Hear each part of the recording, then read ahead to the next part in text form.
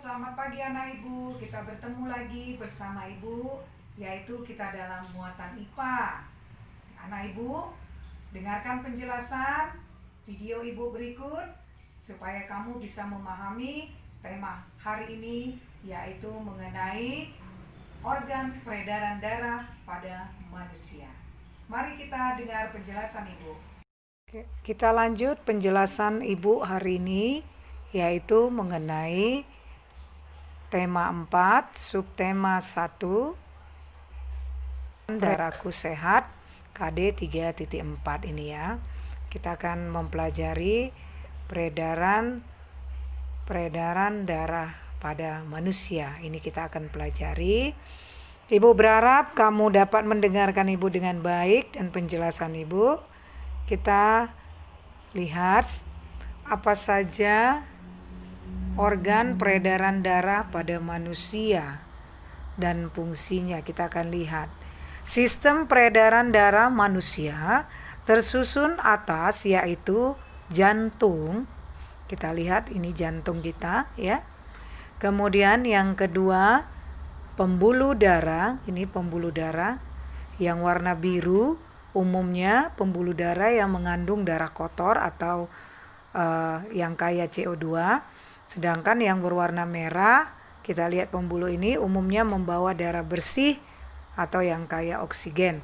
Kemudian yang ketiga adalah darah ini. Kita akan mempelajari sistem peredaran darah ini pada tubuh kita, yaitu mengenai jantung, pembuluh darah, dan darah.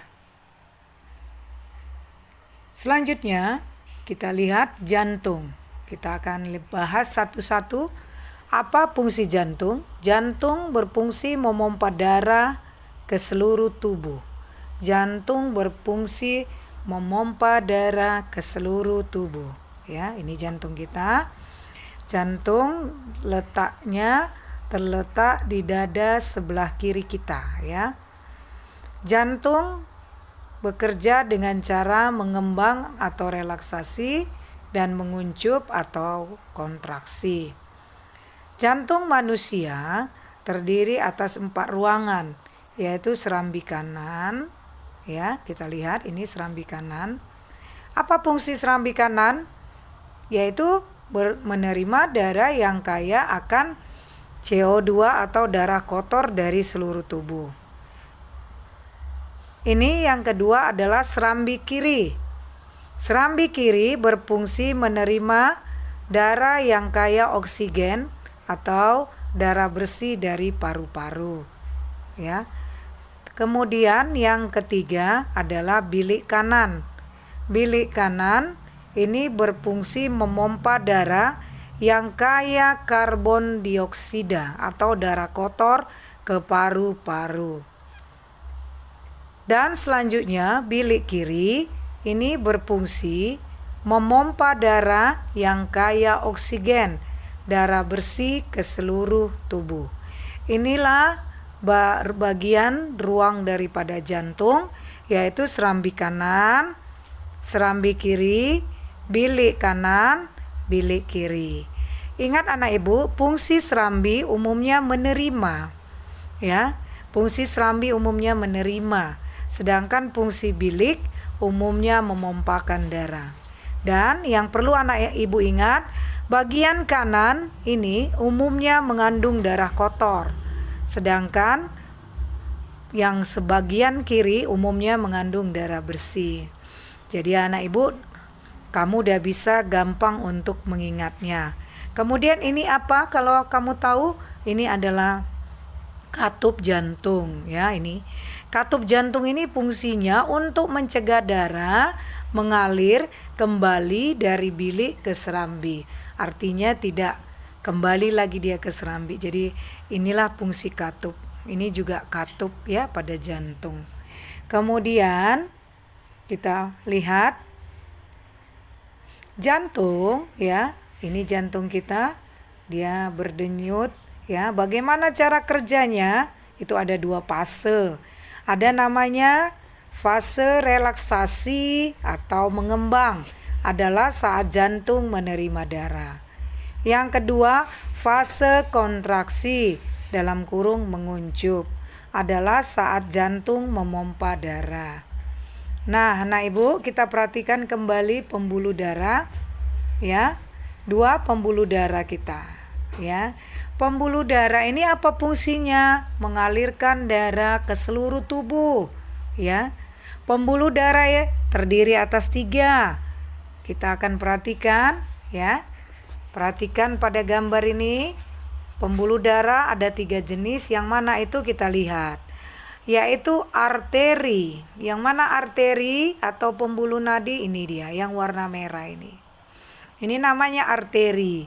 Ini berfungsi membawa darah yang kaya akan oksigen atau darah besi, kecuali namanya pembuluh nadi pulmonalis. Ini pembuluh nadi pulmonalis namanya, yang membawa darah kotor. Ingat anak ibu, kalau dia berwarna biru berarti bagian itu mengandung darah kotor, ya, dilambangkan supaya gampang mengingat. Kemudian kalau yang warna merah umumnya ini dia mengandung darah bersih. Itu aja yang kamu perlu ingat supaya gampang mengingatnya.